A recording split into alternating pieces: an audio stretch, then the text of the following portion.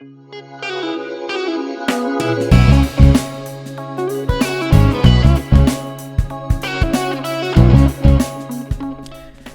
everybody, it's Justin with The Light and Darkness here. After our three-part series with eschatology on the pre-trib, mid-trib, and post-trib raptures, I have felt called by God to give my testimony to you guys. And today I want to start off our video in Luke chapter 15, starting in verse 11, with the story of the prodigal son. Got my trusty NKJV here. Given to me by my dad, starting in verse 11 of Luke 15. Then he said, "A certain man had 2 sons, and the younger of them said to his father, 'Father, give me the portion of goods that falls to me.' So he divided to them his livelihood. And not many days after, the younger son gathered all together, journeyed to a far country, and there wasted his possessions with the prodigal living. But when he had spent all there, arose a servant." No, verse 14. "But when he had spent all, there arose a severe famine in that land, and he began to be in want. Then he went and joined himself to a citizen of that country, and he sent him into his fields to feed swine. And he would gladly have filled his stomach with the pods that the swine ate, and no one gave him anything. But when he came to himself, he said, 'How many of my father's hired servants have bread enough and to spare, and I perish with hunger? I will arise and go to my father, and will say to him, Father, I have sinned against heaven and before you, and I am no longer worthy to be called your son. Make me like one of your hired servants.' And he arose and came to his father. But when he was still a great way off, his father saw him, and had compassion, and ran and fell on his neck and kissed him. And the son said to him, Father, I have sinned against heaven and in your sight, and am no longer worthy to be called your son. But the father said to his servants, Bring out the best robe, and put it on him, and put a ring on his hand, and sandals on his feet. And bring the fatted calf here, and kill it, and let us eat and be merry." Verse 24, "For this my son was dead, and is alive again. He was lost, and is found." And they began to be merry. And I might as well read the last few verses for you. It's not going to have any kind of thing to do with our topic for today and my testimony, but I just have to finish the story for you. Verse 25, "Now his older son was in the field, and as he came and drew near to the house, he heard music and dancing. So he called one of the servants and asked what these things meant. And he said to him, Your brother has come, and because he has received him safe and sound, your father has killed the fatted calf. But he was angry and would not go in. Therefore his father came out and pleaded with him. So he answered and said to his father, Lo, these many years I have been serving you. I never transgressed your commandment at any time. And yet you never gave me a young goat, that I might make merry with my friends. But as soon as this son of yours came, who has devoured your livelihood with harlots, you killed the fatted calf for him. And he said to him, Son, you are always with me, and all that I have is yours. It was right that we should make merry and be glad, for your brother was dead, and is alive again, and was lost, and is found." And another verse that I have for today is kind of like a precursor to my story here, just to give light to the fact that Christians, we are supposed to share our testimony with other believers. It's Revelation chapter 12, verse 11. We're actually going to read verse 10 and 11. starting in verse 10 of Revelation chapter 12.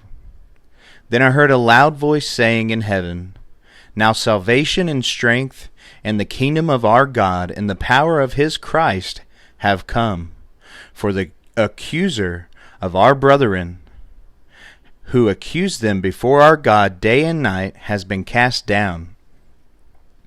And they overcame him by the blood of the Lamb and by the word of their testimony. And they did not love their lives to the death." I just wanted to start off with that because, unfortunately, with my life, I am a lot like the prodigal son. And I will start off first to give explanation for what you're about to hear. As a child, me and my two brothers, with my mom's first marriage with my biological dad, we had a very tough upbringing. Just last night, I was at a bonfire with a brother from church, Brother Ethan, and we talked about generational curses and generational sin and the strongholds that it puts on a family. And in my life, there's been drug addiction, there's been porn addiction, there's been a vast amount of lust, there's been a vast amount of pride, of wickedness, and today I'll tell you that story. Starting out, it started at a very young age for me. My dad happened to be a very hateful man in some of his days. Not to say that I did not feel love from him at some points in my life. And I mentioned earlier that I'm in this NKJV Bible. And in the front of it, it says, "This Holy Bible is presented to Justin Fleener by Dad, March 11th, 2014. It was right around that time that I had first truly given my life to Christ. And my dad held Scripture at a high standard in his life. But after I get done telling you the stories that I went through as a child, it will probably make you angry, as it did myself. At a very young age, I started off with a strong desire for pornography in my elementary years. My dad was the type of person who chose to show his children things like pornography to verify that we were not homosexual.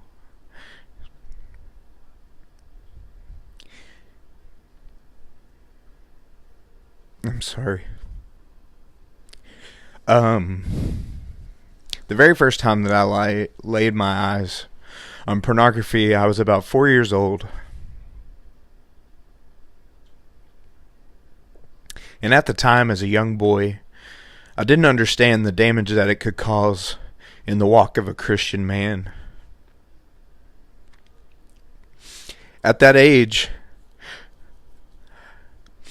I would be lying to say that I didn't find joy in it, even as a young boy. And my dad did this with both me, my brother Jeremy, and my brother Danny, to verify that his children wouldn't be something that he would be unapproving of. Not because he was a diehard Christian, obviously because he's showing pornography to children. I feel more comfortable telling this testimony because my dad is dead and gone now. And a lot of things that I will speak to you about today, I've told very few amount of people except for those who have been along with me in my walk with Christ. It started off at that age where I grew my desire and my want for the female body.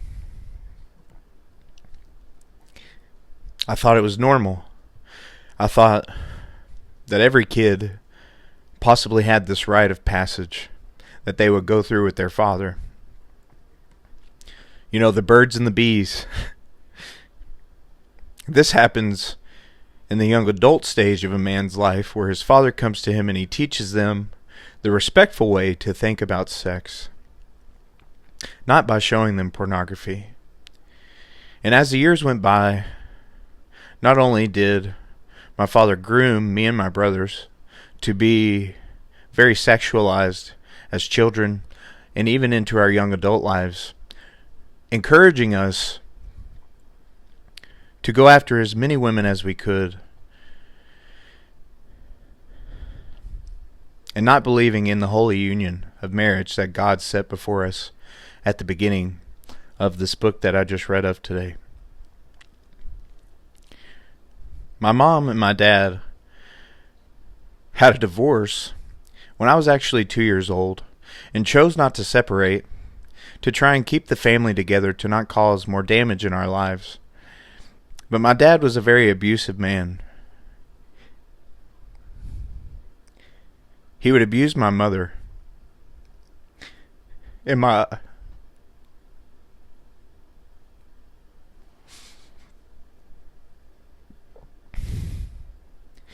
older brother, Danny, had to live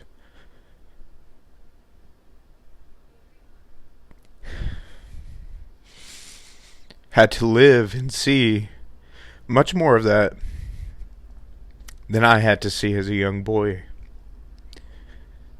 This grew a strong hate for my father with my brother Danny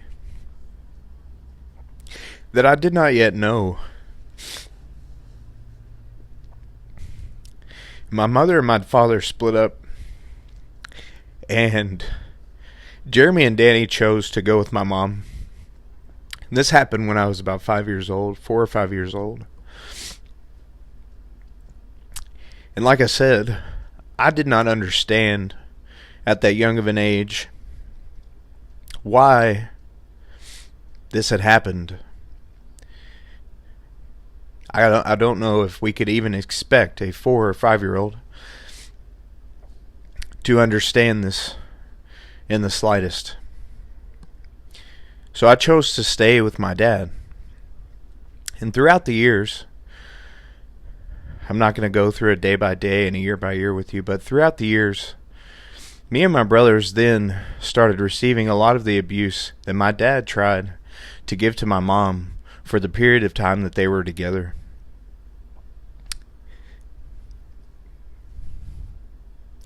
I had very strong-willed brothers who would step in the way of a lot of the abuse that I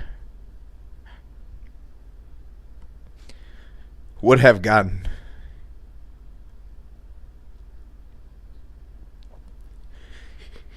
If they had not been around when they were. My dad had a very bad problem with addiction in his life. Addiction to alcohol is where it began.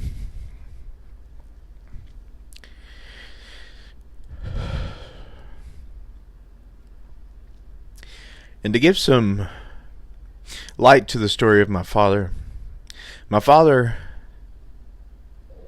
was born with a learning disability.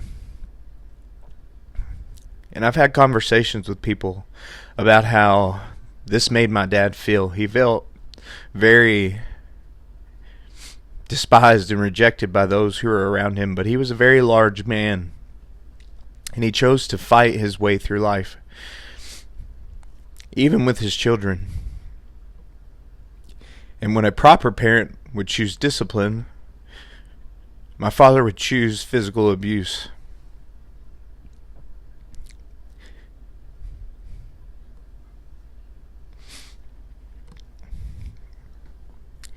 And praise be to God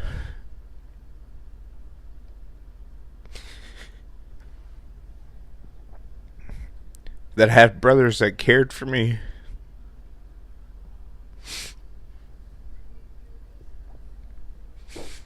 They cared for me enough to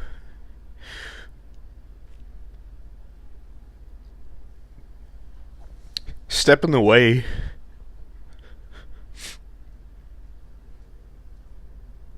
for a lot of that. Not to say that I didn't receive it myself, but especially my brother Jeremy.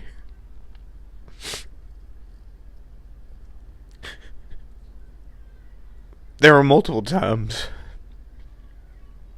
that he would get in the way, and he would take it for me. But then there were times in my life where I thought it wasn't that bad, and I would choose to be with my father, and then drugs came into his life. And when my dad was high, sometimes he was a joy to be around.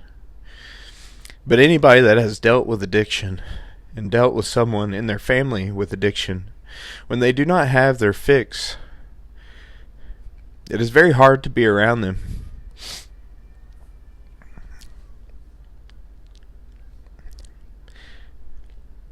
But I missed my dad, and I wanted my dad so much in my life that I would choose to go with him. I would choose to be with him when no little boy should ever be with him. One of the very first times that my dad introduced me and my brothers to drugs, I remember we were riding in his car. Me, Jeremy, and Danny were in the back seat. And my dad pulled up to this trailer park, to this specific trailer that I still remember this day. And he left us in the car, and he said he would be right back. And he came back fairly quickly. And he had an exchange he had to make for this person, in exchange for the drugs that he liked to do, which most of the time were pills. And my dad's way of teaching, as I've already said, was a very weird way of teaching. He pulls out a baggie, and he shows us a bag of meth. And he tells us, now this right here, boys, this is something that you better never touch in your life. And what a weird way for a father to explain sobriety to a child. A child doesn't need to be explained that you don't need to touch meth, because if we would have never been introduced into it, we probably would have never seen it throughout our lives. And to skip forward a little bit, I then became what my dad called his little buddy. And he would take me on these trips with him sometimes, when Jeremy and Danny sometimes would choose not to be there.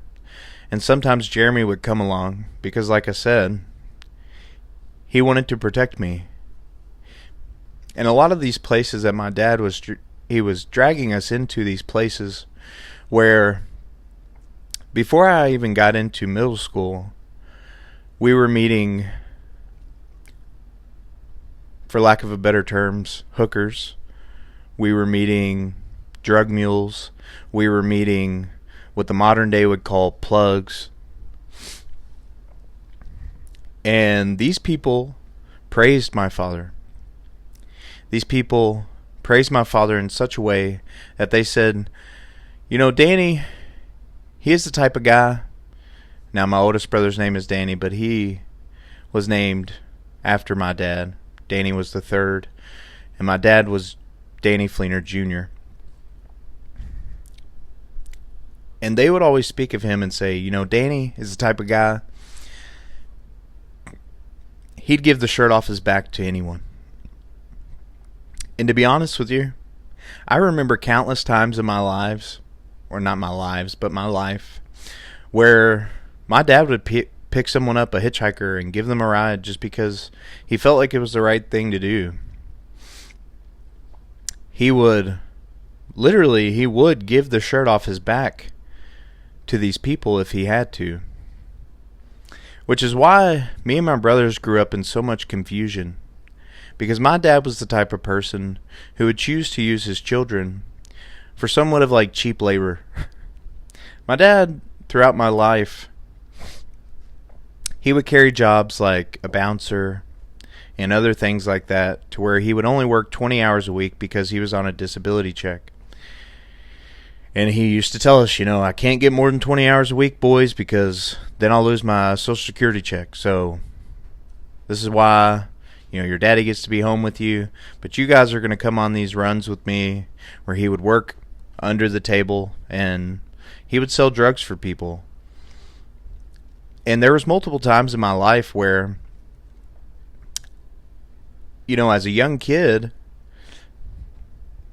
it was like a movie. It was like something that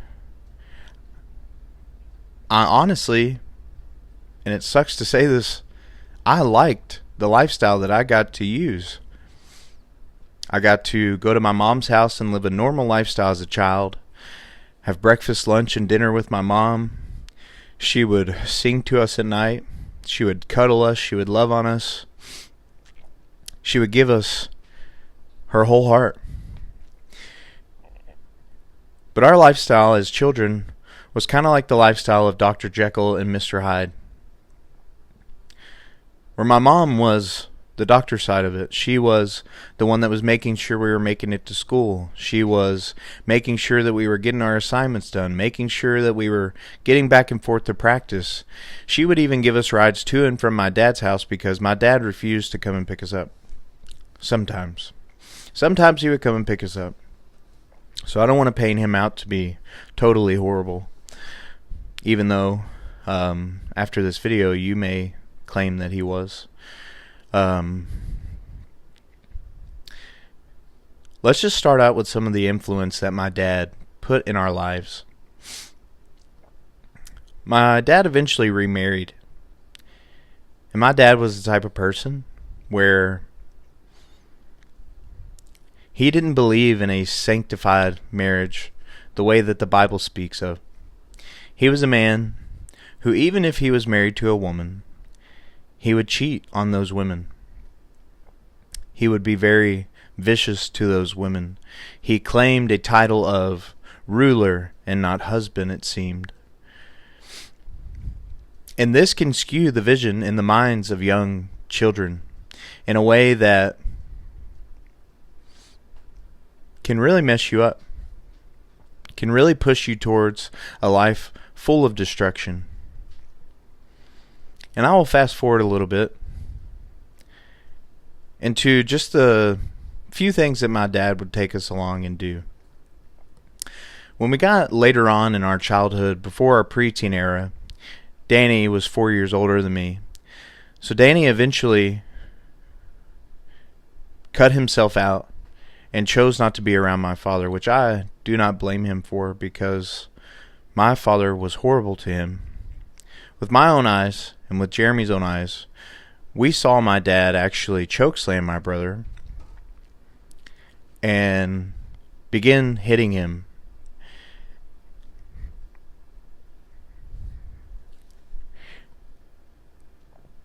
And as little boys, trying to fight off a 6'5" man off of a 13-year-old boy, I would have been 9 at the time, and Jeremy would have been 11. It's impossible. But Jeremy, being a wonderful person that he is, chose to put himself in the line of fire, and I could do nothing against my dad. His friends called him Sasquatch because he was a massive man. And Jeremy was able to knock my dad off balance, and Danny got away from him. And there's a long story that goes along with that, but then my dad turned on Jeremy and me. And after that moment, Danny chose to give up on ever thinking that my dad would ever be better for him. And I believe that he is the man that he is today because he chose to do that. He is a very loving father. He is a loving husband. He is a wonderful brother who chose to escape abuse. And Jeremy stuck around because I stuck around. And after this point in time, we chose to keep our mouth shut with our mother because my stepfather, a wonderful man named Trevor, came into our lives. And I'm saddened to say that it wasn't always sweet for him. And being a stepfather myself, I have countless times found myself going to that man and apologizing to him for always choosing my abusive father over him. Trevor was the type of man, and still is to this day, my wonderful pop.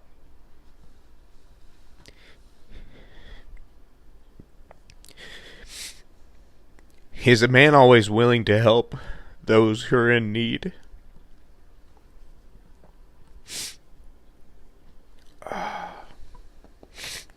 Always willing to help those who are in need. He is a real man who would give you the shirt off of his back. And I am the man that I am today because of him. But he was also the type of man that loved his boys that he chose to love, never being able to have a child of his own because my mother had already had her tubes taken out, or her tubes tied. And he chose a life of never having his own child to take on the life of these 3 damaged young boys, who, in a lack of better terms, were horrible to him for a long time.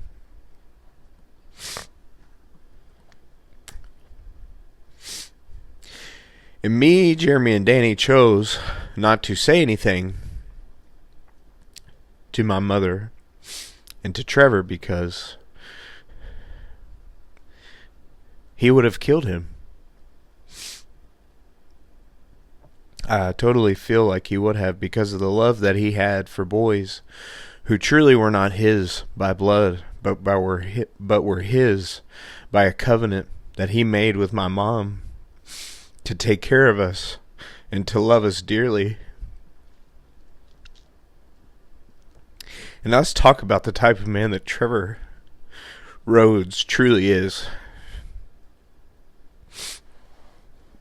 My grandpa, my mom's dad at this time, had already passed away. And my pop, my baby's pop, my 2 little girls and my little boy, their pop, Trevor, chose to be a traditional man, and he came and he asked us boys if he could marry our mother.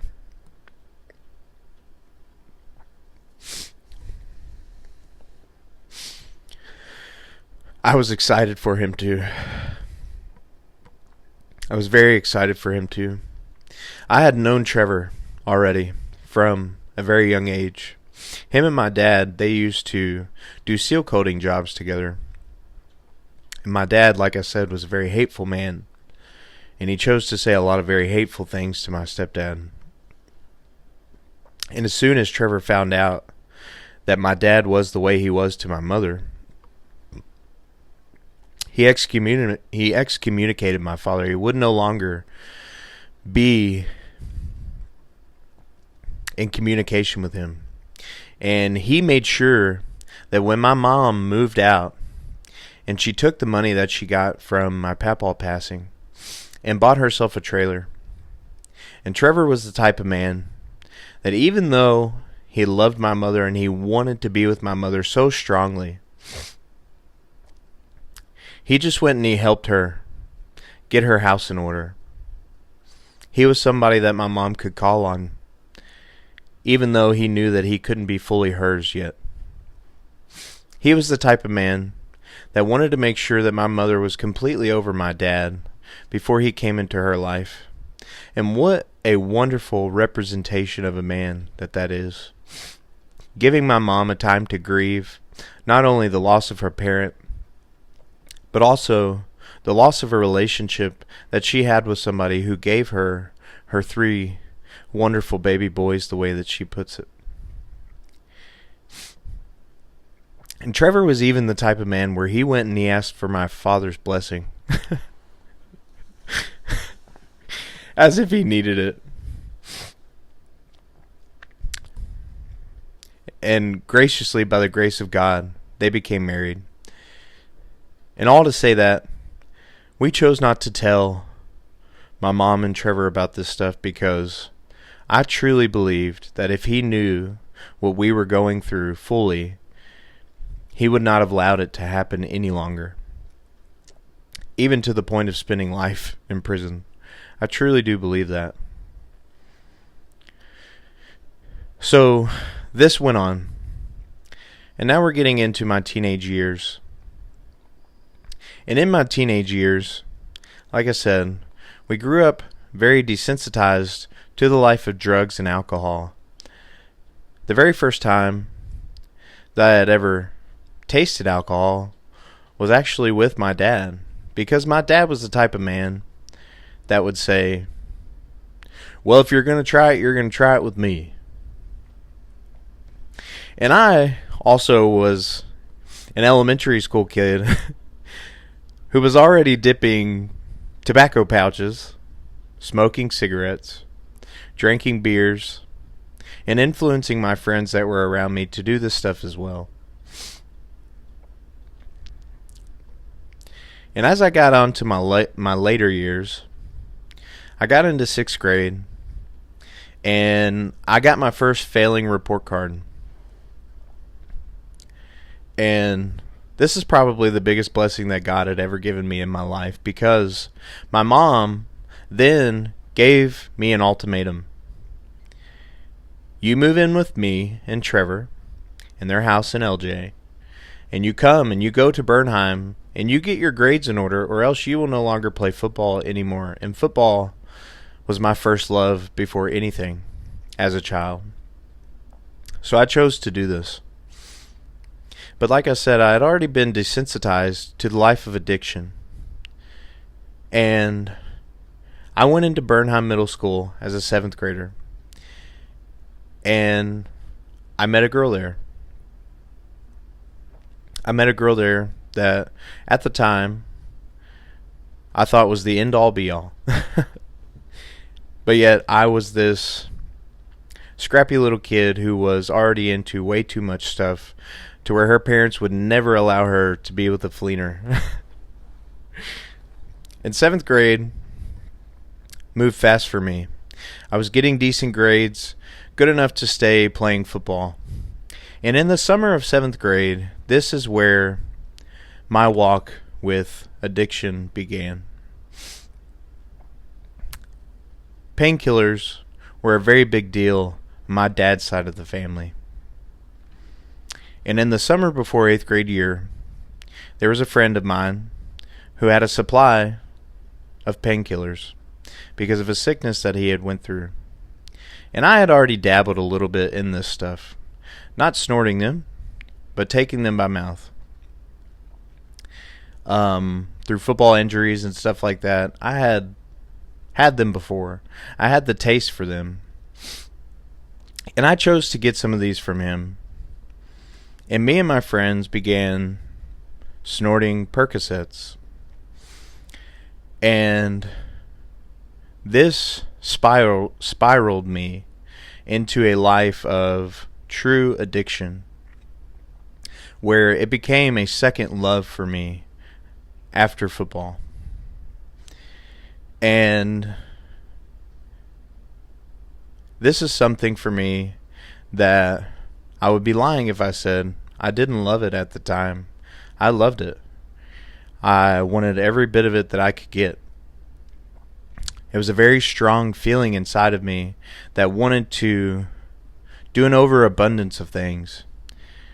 And I've been a larger guy most of my life, so I tell people all the time, I have a very serious addictive personality.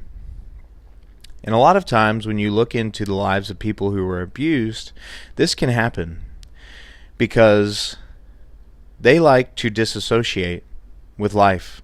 People can do this with food, they can do this with alcohol, they can sometimes even turn it into good and do this with learning, but then that becomes an idol to them. That becomes something that gives them a pride in their life.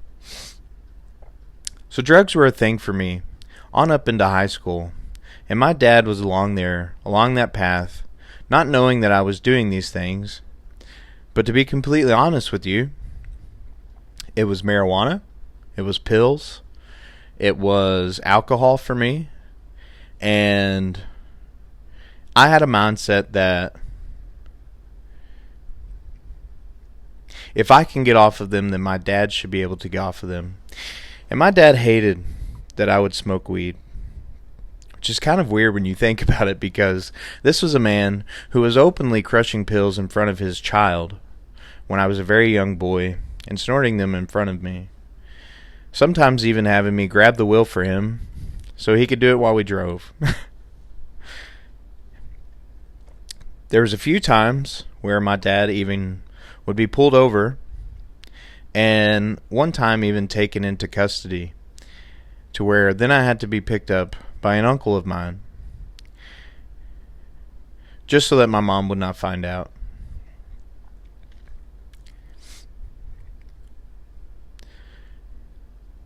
And there was a few times in my life where this man, my dad, would choose to make a deal with me that he would try his best to get off of painkillers if I would choose to not smoke marijuana anymore.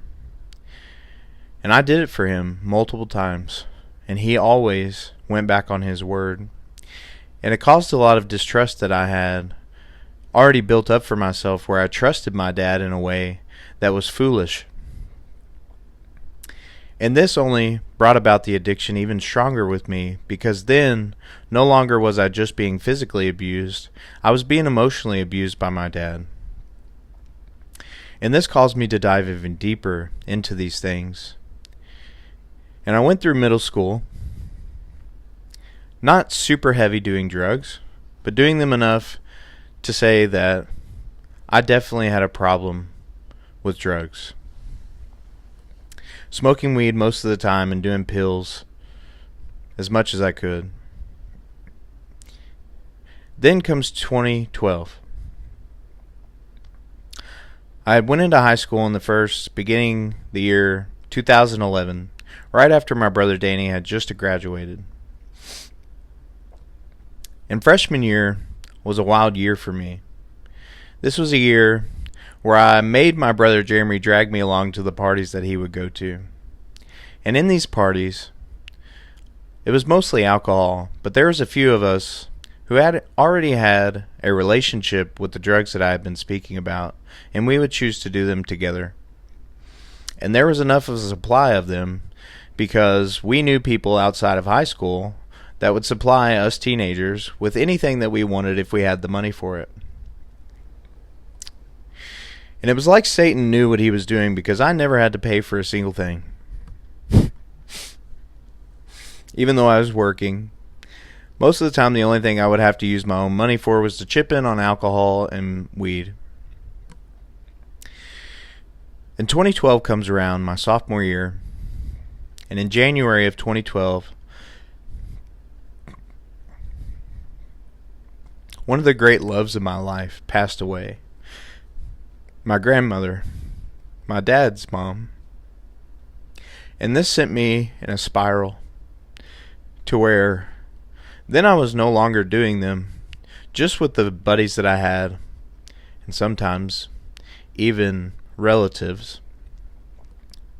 But this spun me into a place in my life where I was doing them with cousins of mine, and doing them pretty profusely throughout the school year, all throughout summer, after I got out of freshman year there, going into sophomore year.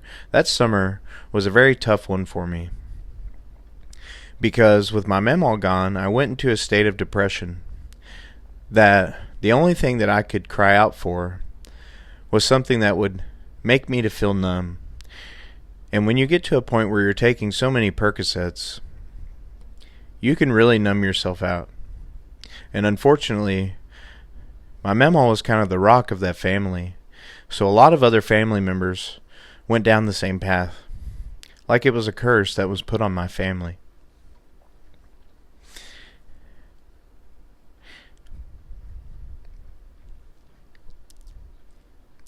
And things like spice came into my life. Things like multiple different types of pills, like Percocets, Hydros, oxycodones, all of the different things that you could crush and put in your nose. And then an amazing thing happened to me.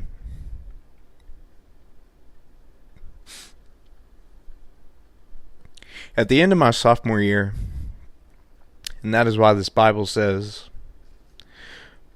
March 11th of 2014. At the end of my sophomore year, going into my junior year, the girl that I was talking about in 7th grade gave me a chance on the request that I gave up the life that I was living. And along with that chance, a wonderful cousin of mine, Shelby, had came back into the public school system. And we rekindled our relationship through a wonderful friend that I had in homeroom. I met a man named Alex Edford. A wonderful brother of mine. And I was overjoyed because this man fell in love with my cousin. And I knew that I had to get into church to be able to get the girl that I wanted. So I started going to Victory Baptist Church, where I met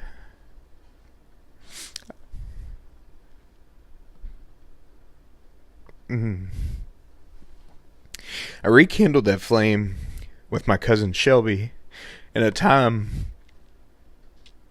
where her father was going through terminal cancer. He was the lead pastor of Victory Baptist Church at the time, which is now the church that I'm faithfully a member of. And they're my family, and I love them dearly. There are a bunch of people there that really love me, and that care for my family, and they care for my babies. But at the time, my cousin Tony and his wife were going through a very hard time because of terminal cancer. And every week, this wonderful woman, Terry Stamps, began to come and pick up this damaged boy and made sure that I was in church every Wednesday and Sunday morning.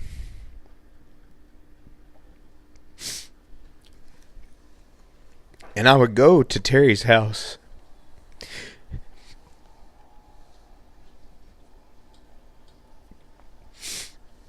and I would watch the way that she cared for my cousin Tony as he was dying.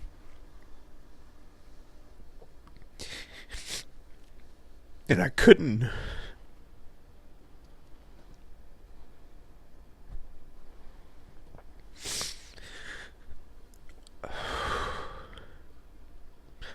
understand the peace that she had.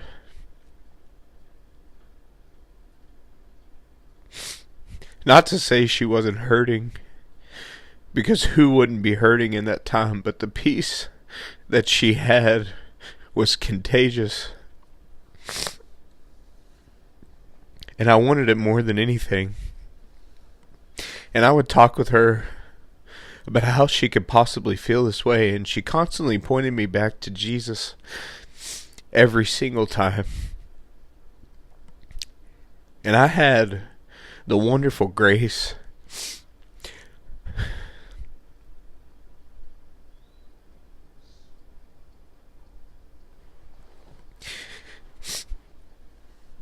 sorry. I had the wonderful grace of having some wonderful one-on-one time with my cousin Tony who was a faithful pastor of Victory Baptist Church up until he was too sick that he couldn't get out of bed. And as we communed at their house constantly with my mom's side of the family, because that's the side that Tony is from, is my mom's side. As we communed at that house that they had, that was full of sorrow, but also full of such a contagious peace,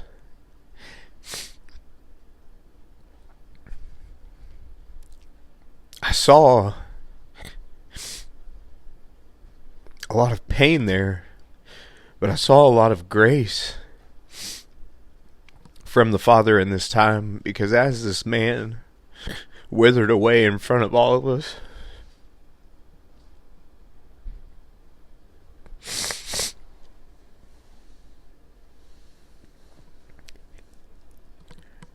he never skipped out on a chance of sharing the gospel.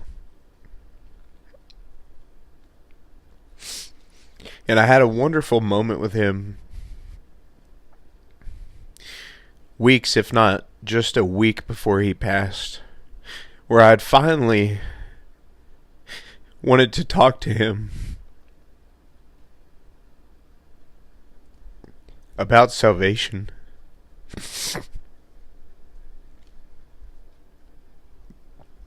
And this was the first miracle that God allowed me to view in my life. This was a man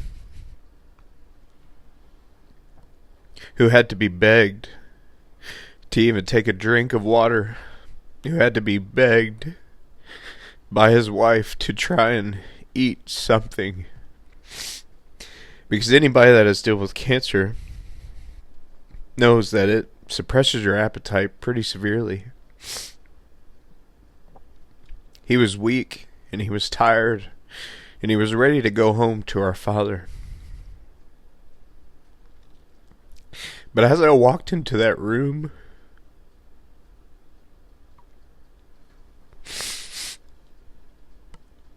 the most beautiful thing happened for me, and I told Miss Terry that I wanted a moment alone with Tony if I could have it. And obviously she gave it to me, because she is the most loving woman that I've ever met. Possibly right behind my mom and my wonderful wife. But at the time, she was the most gracious behind my mother that I had ever met in my life, and gave me a moment alone with him where I was given the opportunity to ask him about the message of salvation. And as I asked him, this man, this wonderful,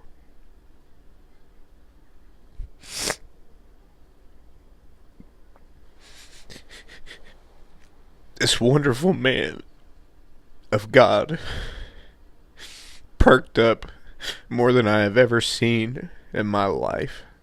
A man on the brink of death sat up and looked at me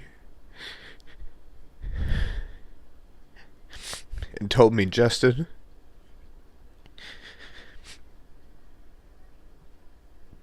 if this is the last thing I'll ever do, I'll die a very happy and blessed man.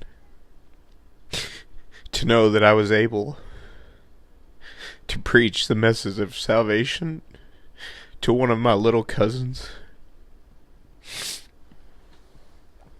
And he sat up and he began to tell me about the grace of Jesus and the message of the cross. And right there, God gave him the strength to sit up in bed and take me by the hands and pray the sinner's prayer. And that day I gave my life to Jesus Christ. And this is where another man that I had already been being shaped by truly took hold of my life, and his name is Stephen Crenshaw. He had been forming me and my best buddy Alex in such a way through his youth class, where he then became the interim pastor of Victory Baptist Church at a very young age. But as a youth pastor, he was someone that I trusted. And after Tony's passing,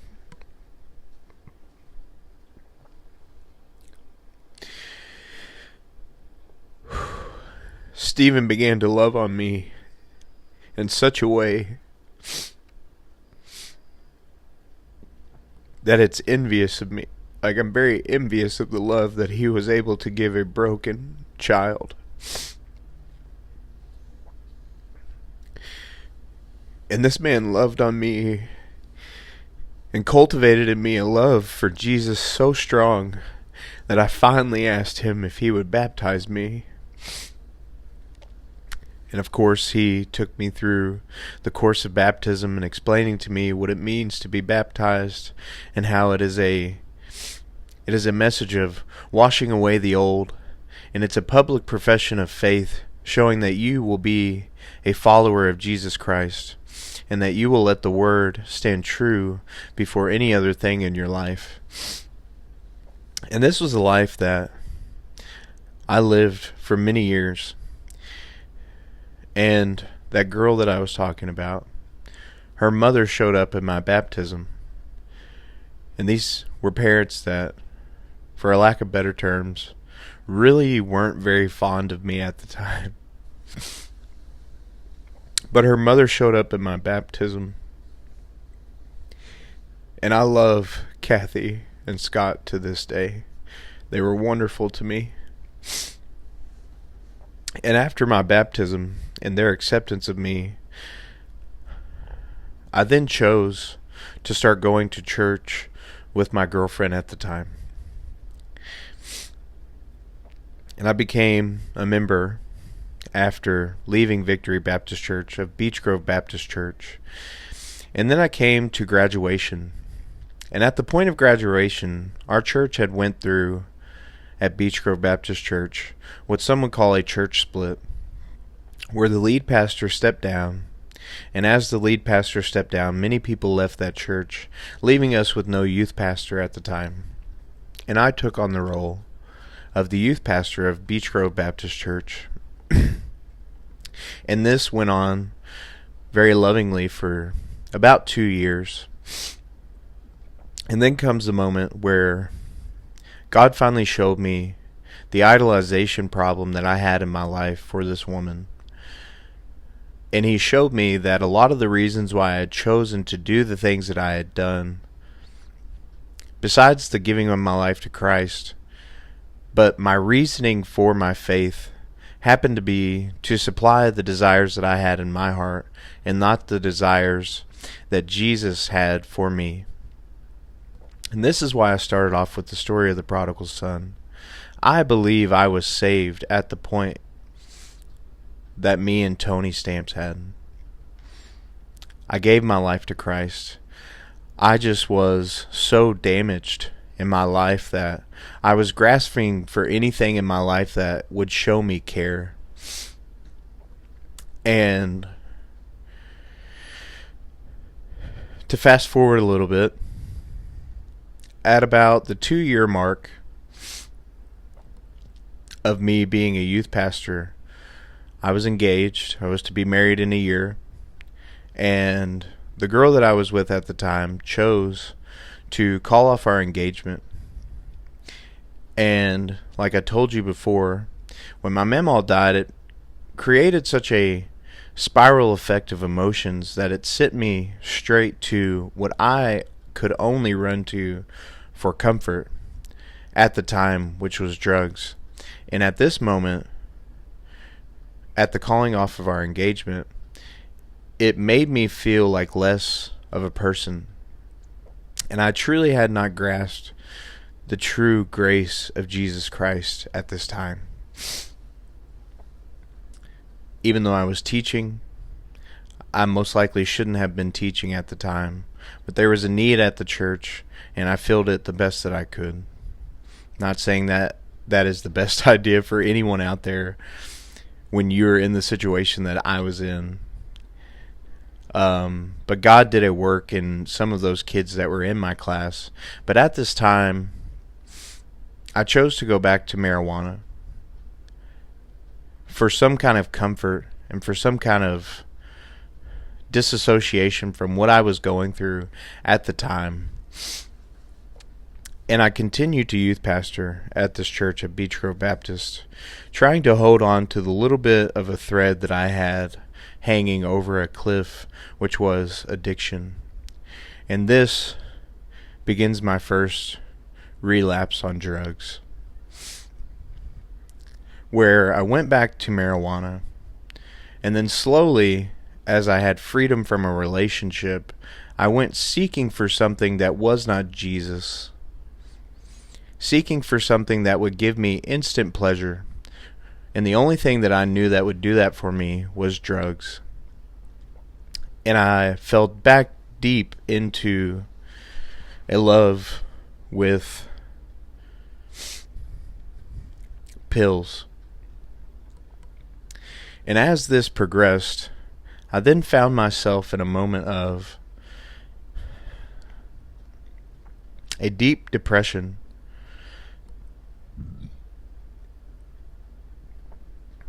That I did not understand where my life was going at this point, and I was very suicidal at the time.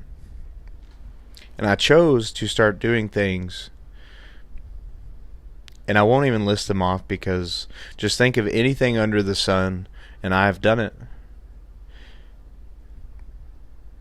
And I ran straight into the darkness and allowed it to overtake me.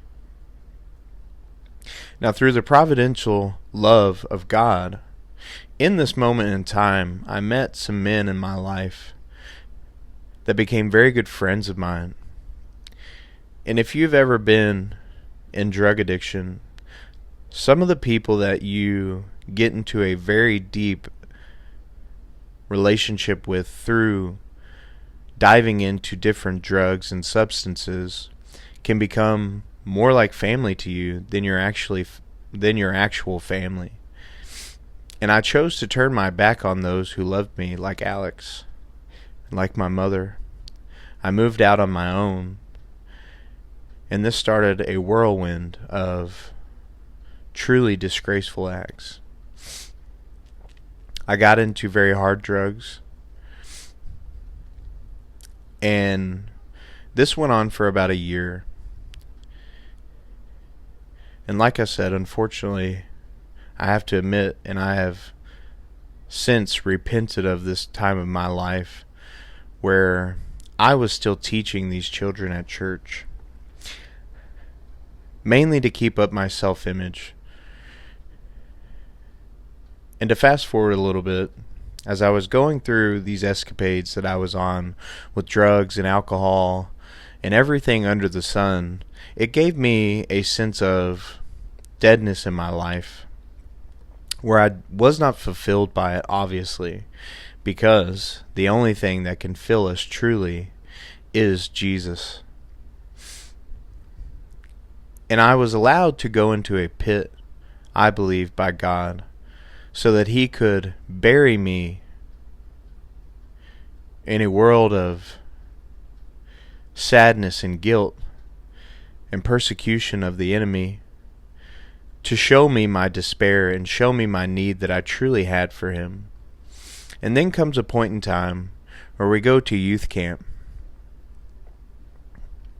And we go to this camp that was a huge camp in the Louisville Baptist Seminary. And I was working third shift at the time, and I couldn't get off of work. But this was God's way of getting me away from the lifestyle that I was in. I went a week without touching a single thing, because I went straight from youth camp that Monday morning, straight to work at night. I would work third shift. I would sleep for about 2 or 3 hours, wake up Tuesday, go to work, 2 or 3 hours of sleep.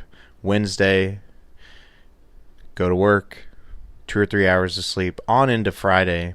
And throughout this week, the pastor that was leading this camp would preach messages of confession, of repentance, and of turning back towards your first love. And God allowed me to feel again in that week, because there were moments in my life within that year period of me fully diving into the world that I truly can tell you now that I don't remember a lot of those moments. I was so doped up during that time outside of the daytime hours so that I could prepare myself for Wednesday night.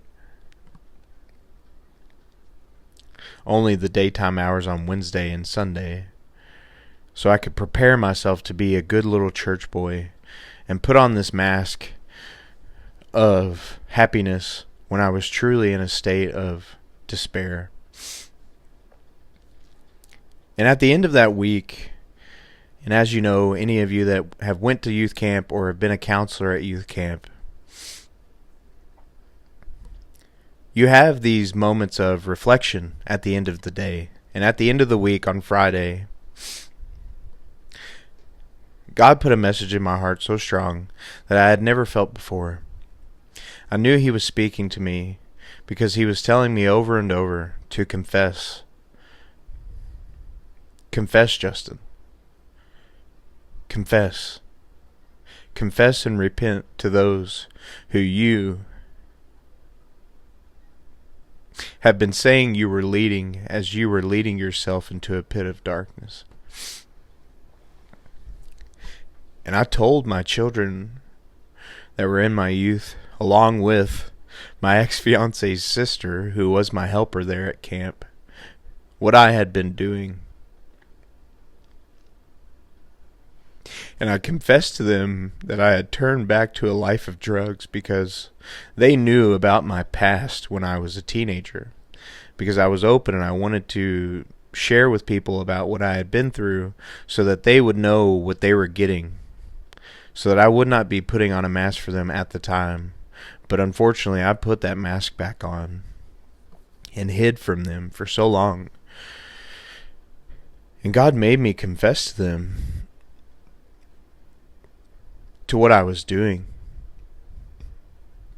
the life that I was truly living. And the second great miracle after Tony that I saw by the grace of God, all of these children whom I can say today that I love dearly, and even the sister of my ex-fiance, who happened to be, unfortunately, the idol that I had in my life that sent me into a spiral of sin. Not saying it was her fault. It was my fault for idolizing her more than I did Christ. Her sister and these children laid their hands on me. And they prayed over me. And they loved me. They loved on me. They prayed deliverance over my life. They prayed a message of forgiveness to me. And then they forgave me for being a unfaithful shepherd. And this blew me away because this was the second moment of true grace that I had felt from our Father. 2 to 3 weeks after that, I chose to quit my job and move away to Wyoming. I chose not to go to rehab because I thought I could do it on my own. And luckily I moved in with a wonderful brother of mine from my childhood before any of this had ever started. He had been begging me to move in with him for years, to come to North Dakota, Justin, and just let me love on you. Let me be a light to you. Because he knew a lot of the pain that I had went through, and he wanted me to get away from it. And this was in a moment of time that I had gotten a lot of rebukes from my brother, from Alex, my wonderful brother that I was baptized with, that if I didn't stop the wickedness that I was doing, that they would not have me in their life any longer, because they were getting married. Alex was getting married to my cousin. They were choosing to live a godly life. They were going on to have children. And Alex, being the loving brother that he is to me today, had told me, I will not let you be in the life of my children and be an uncle to them if this doesn't stop. And my brother Jeremy had told me,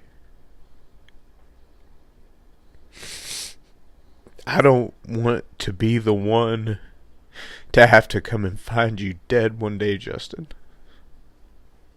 And I have to go tell our mother that because of your choices of living the way that our father did, you were dead. So my loving father, Trevor, found me a pickup truck because I had just gotten my car repoed. Because I had put myself in such a situation where I had borrowed against all of my credit cards. I had stopped paying bills because drug addiction just steals everything away from you.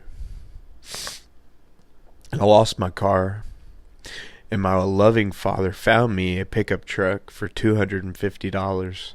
And it was a step-side Chevy, my dream truck, because it was just like his. And he helped me put a motor in it. And as soon as we got that motor bolted in and it was running, I worked for another maybe 3 weeks, like I said, while I was being the youth pastor there. I told Beech Grove Baptist that I had to leave, that I was going to work in the oil fields in Wyoming to try and better my life. They all knew at the time what I had been doing and what I was going through, and they were loving on me and trying to help me in the best way that they could. But I had to get away from the people who were supplying me with everything that my heart desired at the time. So I put in my 2 weeks notice at work after I had gotten a paycheck so that I could leave with 2 weeks worth of pay. And I got out to Wyoming after I made a pit stop in North Dakota, visited with my buddy Sean's family. They got to love on me. I loved on them. I hadn't seen them for years, other than the few times that they come out to Kentucky again to visit family, and I would see them every year within that time. And it was a joyful moment for me, and I got to live for about a week in North Dakota, and then Sean eventually told me, hey, I need my pickup truck from North Dakota, so Mom and Dad are going to give you some money, because I had already spent everything that I had. I had to leave my truck there. And by the grace of God, that 95 Chevy, who had like 353 miles on it, or 353,000 miles on it, made it to North Dakota somehow. Over 1,000 miles. By the grace of God. And I made it. And he had me bring his pickup truck to Wyoming. And this is where a true moment of darkness came over me, because I was still dirty. I could not pass a drug test to be able to stay in the job that I was going to Wyoming for. So for about a 3-month period, I was a beggar. I had nothing. And God brought me to a moment of true despair in the valley. And I had no money for drugs. I had no money to buy alcohol. I had to just sit in that house and think. And that was my rehab. Now, I did have some drinking issues out there because, stupidly, I did not find a church when I went out there. I just wallowed in my sadness.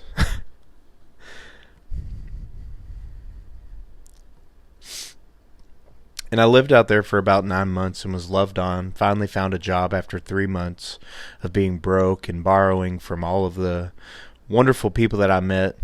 With Sean was living 2 buddies of his, Levi and Kale.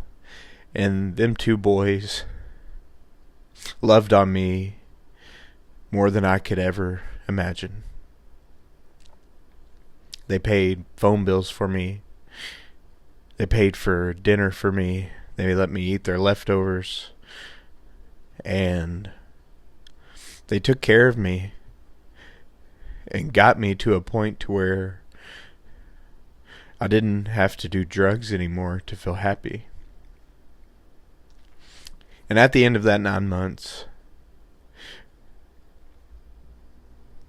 I had flown home in October because my grandpa, my stepdad's father, had passed. And I was already flying home for my mom's birthday. And I stayed for a week with Levi. He paid for my plane ticket because I couldn't afford to get out there. And he came home with me. He paid for parking, everything that I needed. He was a loving man to me and still is to this day. And we buried my grandfather on my stepfather's side. And a few months after that, my dad passed away in January. And that was my ticket to come home. Because I felt like while I was home, while he was alive, I felt so obligated to be around what caused me so much despair that I could not get away from the want of doing drugs. And after he passed, I came home. And the day before I left, unfortunately, was my second relapse, where I bought some weed for the ride home. And I did some cocaine with my dealer because I had a long drive and I justified it to myself. And praise be to the Lord Jesus Christ, because when I got home, I no longer wanted to do the silly things. And God had made me sick the time that I did cocaine. I prayed a prayer to him that if I tried to do anything, which is wild because I should have known that he would want me to do cocaine. But I prayed a prayer like, if there's anything that I put inside of my body that you wish for me to not have, make me vomit, make me sick of it. And I vomited that day. And I got home, and by the grace of God, I got on Tinder.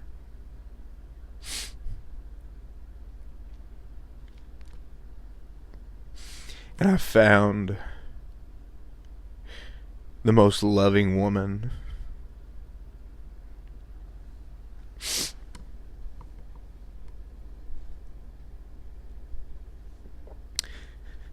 That to this day I've ever met in my life. My now wife of over 5 years.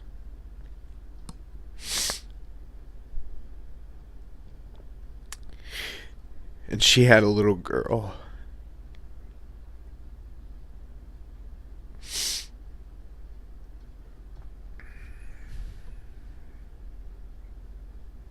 And I knew at that moment that these 2 girls that had just came into my life deserved better than a drug addicted man who claimed to love Jesus.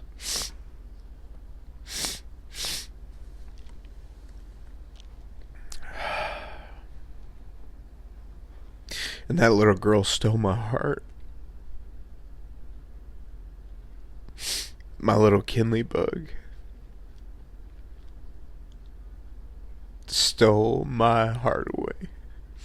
along with her mother, who chose to love me, who chose to be a light in the darkness for me.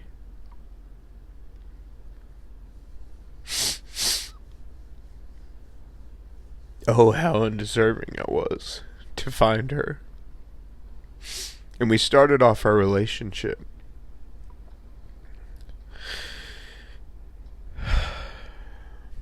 sexually.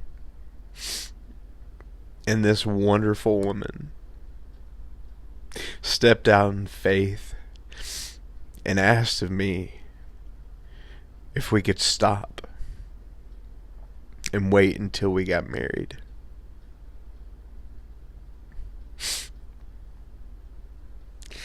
And in the biblical context, the man should be the leader. I should have been the one to ask her. But man, the faith that my now wife has to step out in faith and not care if she lost me in the wake of it, but to tell me this isn't right what we are doing. We need to make a promise before God and before our family and seek first the kingdom.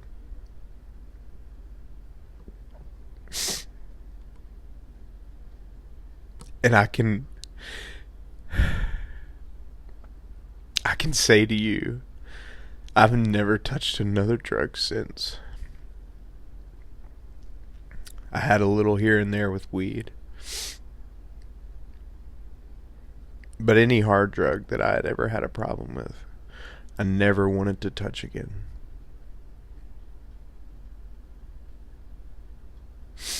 And after we made that decision to wait until marriage, we found out that we were pregnant with my second little girl.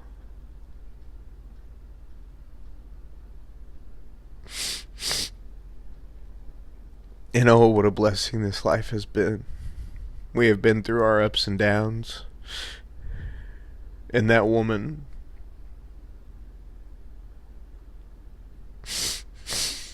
has been put through hell by me,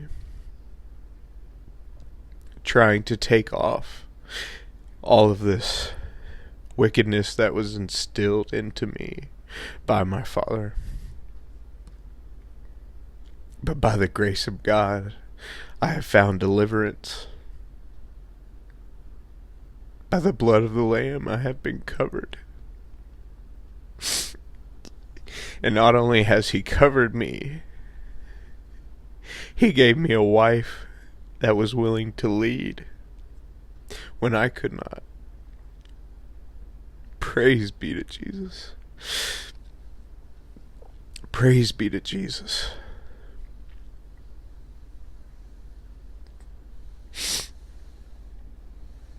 The beginning of our marriage started with me having cancer for the first time.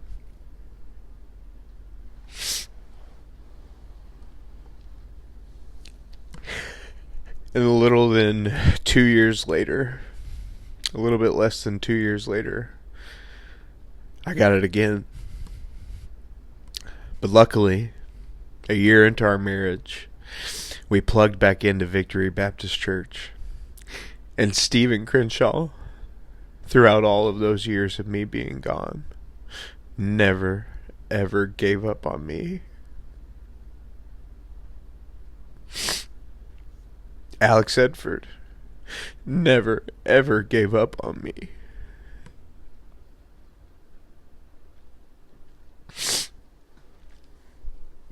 And through God's providence, two of the men,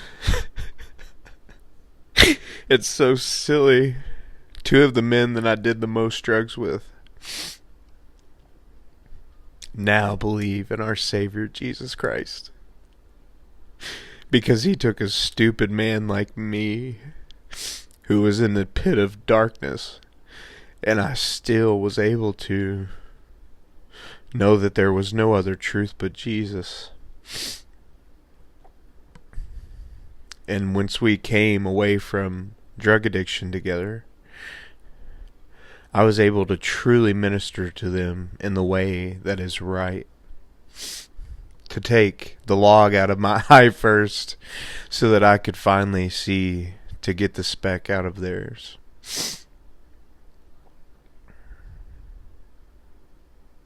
This is sanctification.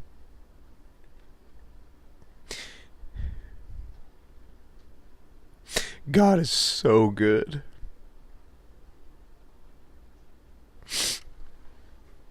And that's why I say that all the time. Because even though I chose to run away, like the prodigal, when he saw me coming back, he was watching and waiting for me. And he ran to me with his arms wide open, willing to take me back in as his son. And Pastor Stephen Crenshaw,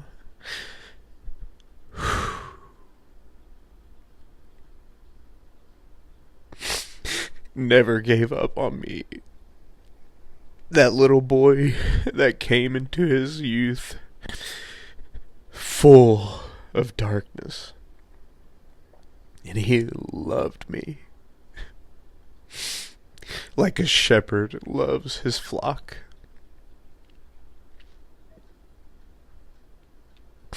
He truly left the 99.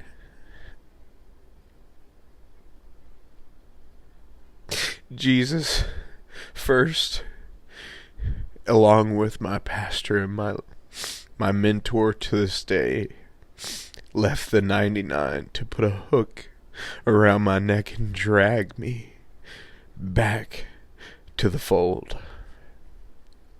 Praise be to Jesus.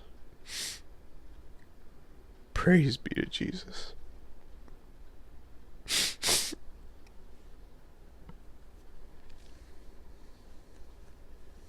And now, my babies. I have a son too.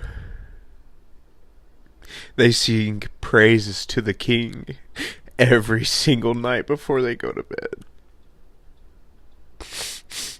And they don't have to go to bed crying tears of despair the way that I did. Because of Jesus Christ.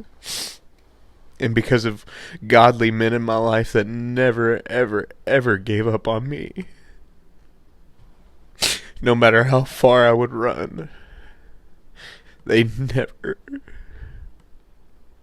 gave up on me.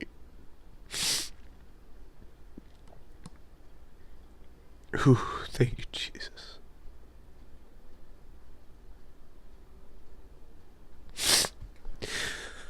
Thank you guys for allowing me to share my heart with you.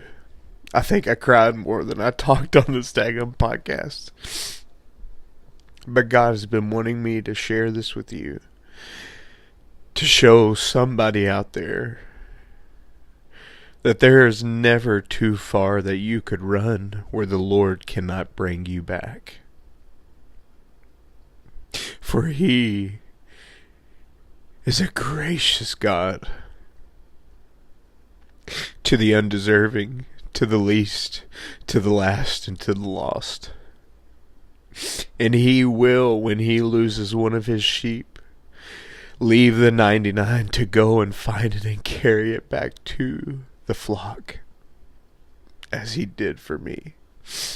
He can do it for you. Lean on Him. Understand that the message of the cross is a message of grace and not a works-based model. It is a free gift of grace that then engenders such a love and peace in you that you want to follow His commands. Not you have to, but you want to. And He has delivered me from porn addiction. He has delivered me from drug addiction. He has delivered me from the anger that my father instilled into my life through godly men in my church and through that wonderful woman who I call my wife.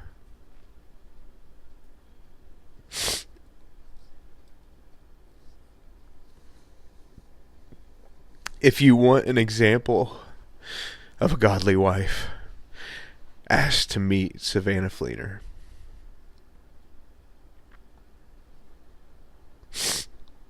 Ask to meet her, and she'll show you. She held my hand when I was sick, and while I was angry, she rebuked me. She didn't pull no punches neither, buddy. She's the first one to tell me when I'm wrong. And God, I love Jesus for that. Talk about God's providence. Whew. God bless you, and may you have a wonderful day.